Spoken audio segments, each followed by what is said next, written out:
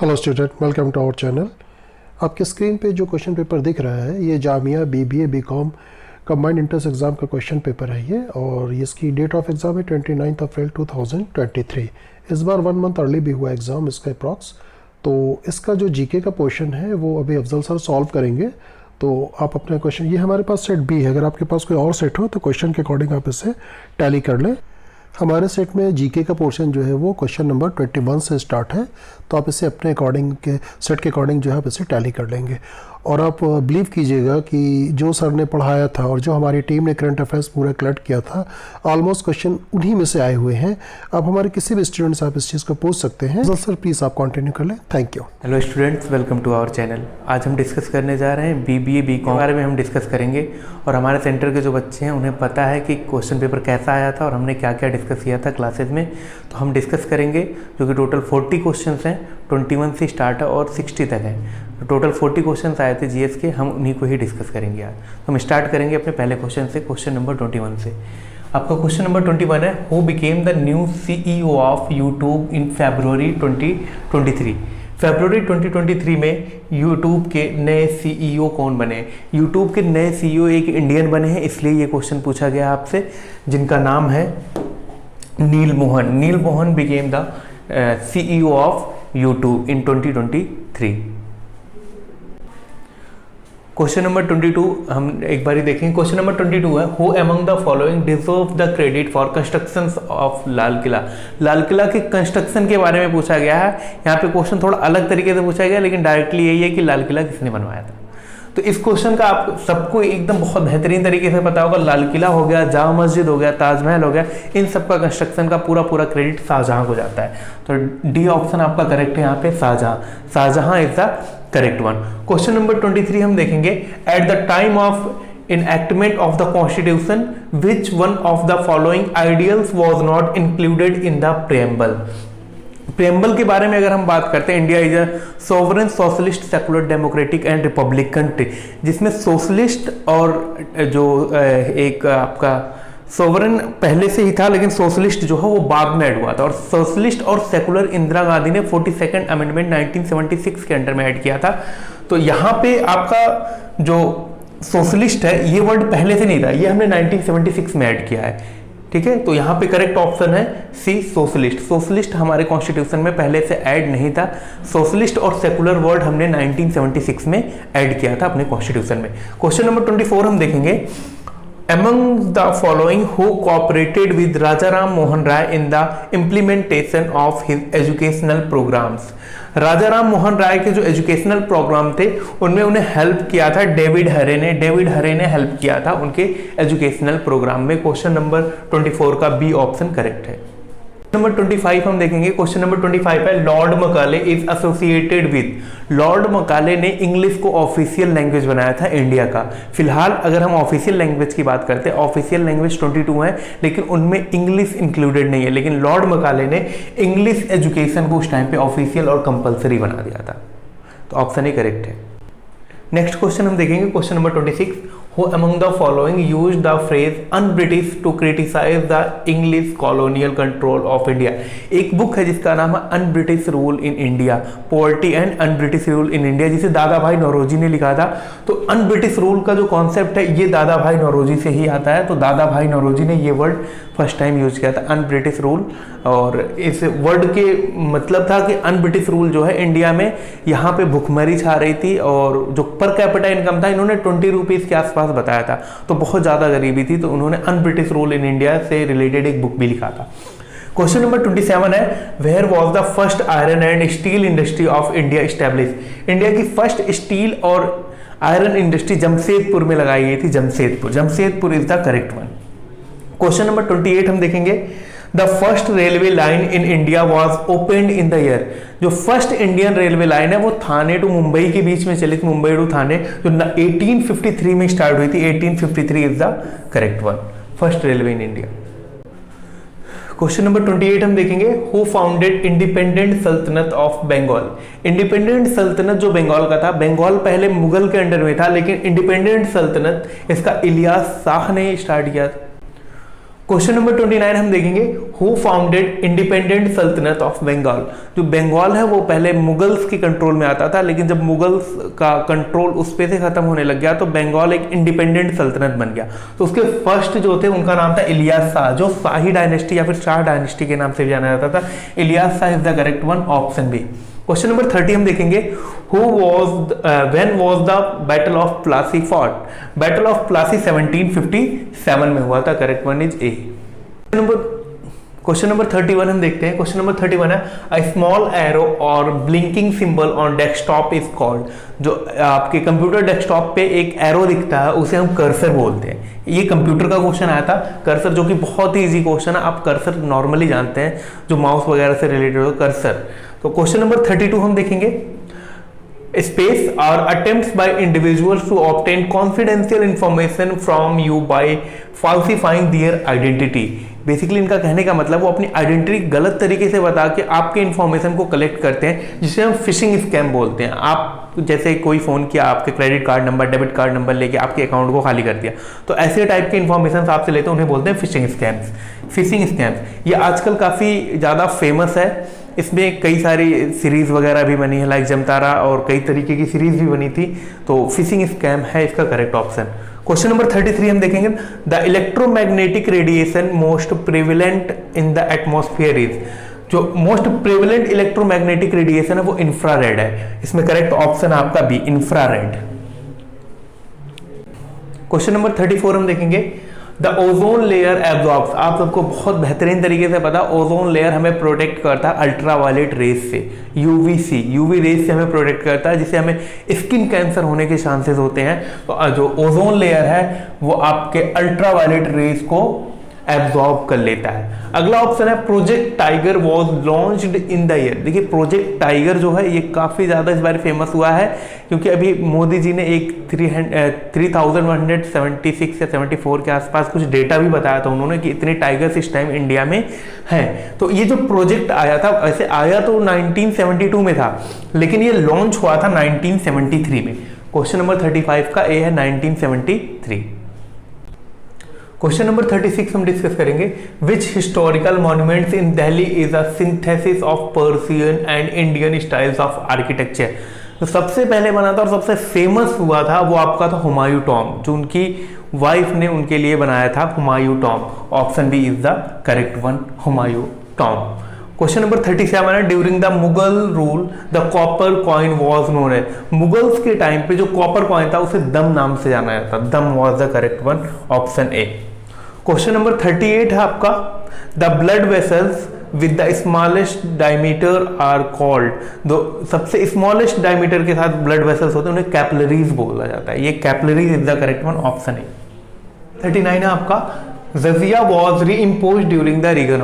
जजिया एक टैक्स होता था जो बेसिकली नॉन मुस्लिम्स के लिए होता था। जो मुस्लिम रूलर्स थे उन्हें ये पता था कि जो मुस्लिम्स लोग हैं वो अपने टोटल वर्थ का जो 2.5% per year as a tax देते थे, जो गरीबों में बांटा जाता था या फिर किसी को देते थे जो जरूरतमंद होते थे।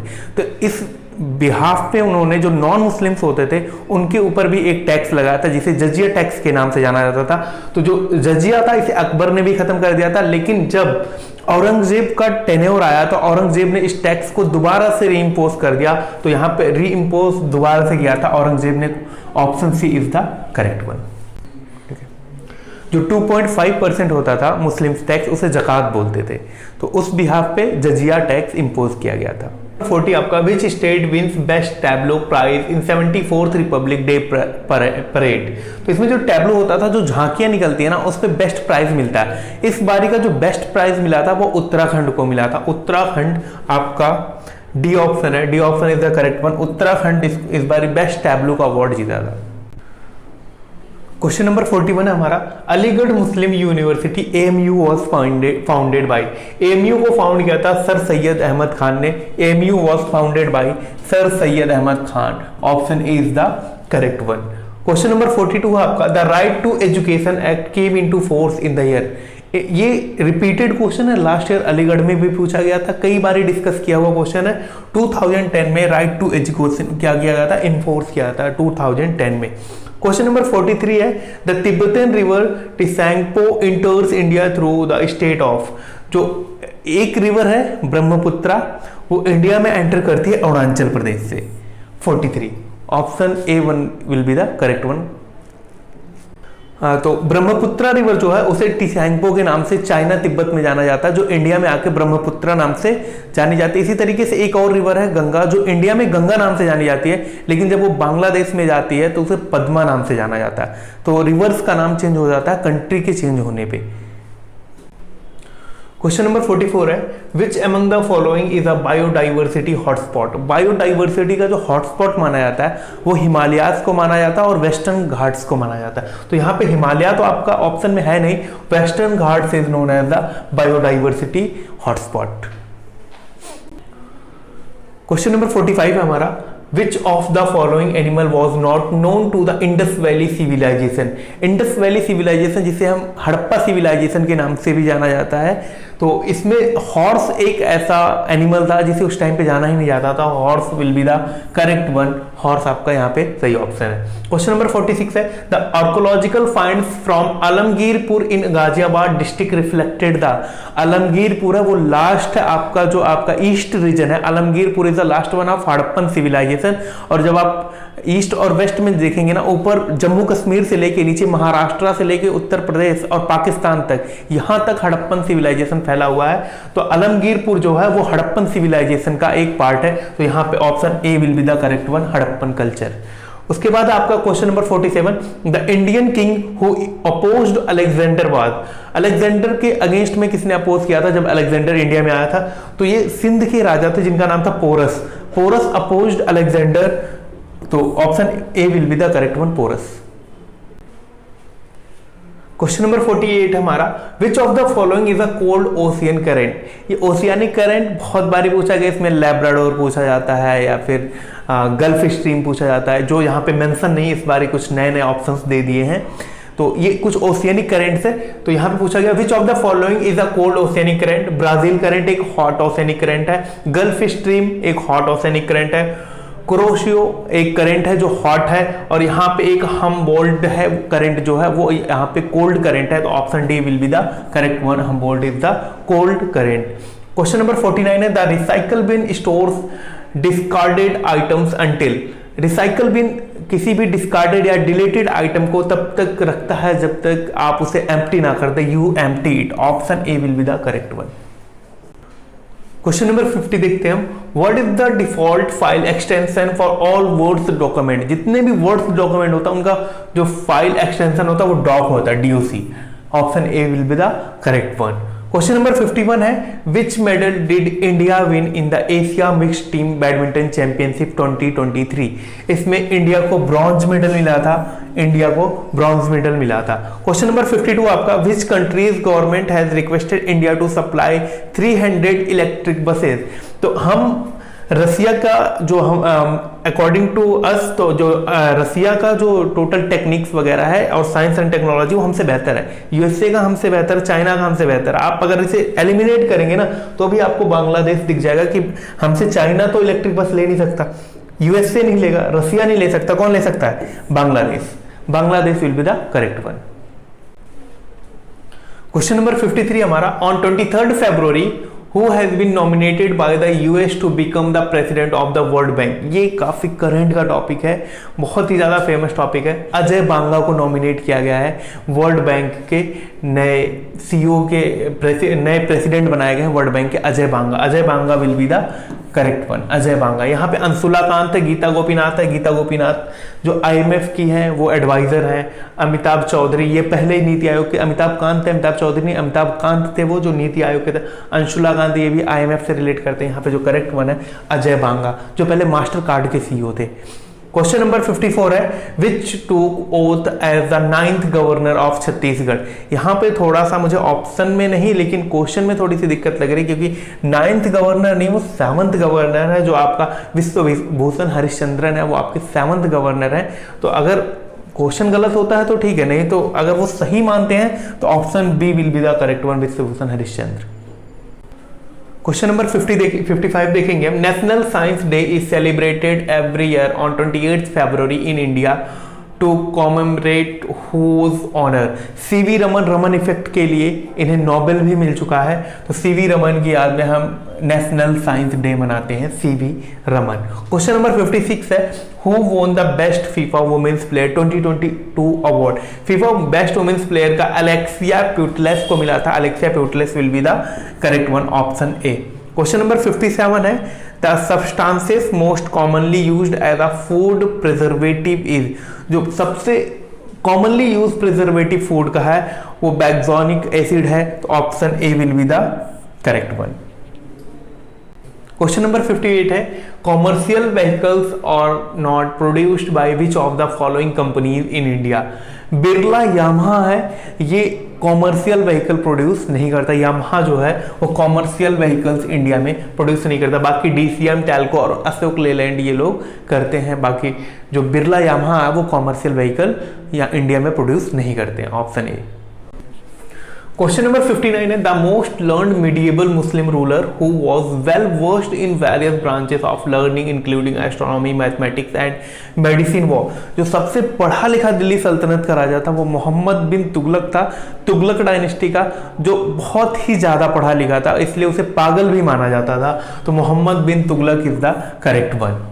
क्वेश्चन नंबर 60 है, in the sultanate period the highest ruler authority of land revenue was. जो हाईएस्ट अथॉरिटी होता था उसे चौधरी बोलते थे। लैंड रेवेन्यू जो कलेक्ट करता था उसे बोलते थे चौधरी। टोटल 40 क्वेश्चंस यहाँ पे डिस्कस किया है। आप लोग एक बार चेक करिएगा कि आपके कितने मार्क्स आ रहे हैं, कितने सही हो रहे हैं। बाकी एक्सपेक्टेड कट ऑफ की वीडियो थोड़ी देर में अपलोड करेंगे। मैं और अब्दुल्ला सर मिलकर उस पर थोड़ा सा काम कर रहे हैं, जैसे ही होता है हम उसको अपलोड कर देंगे इंशाल्लाह।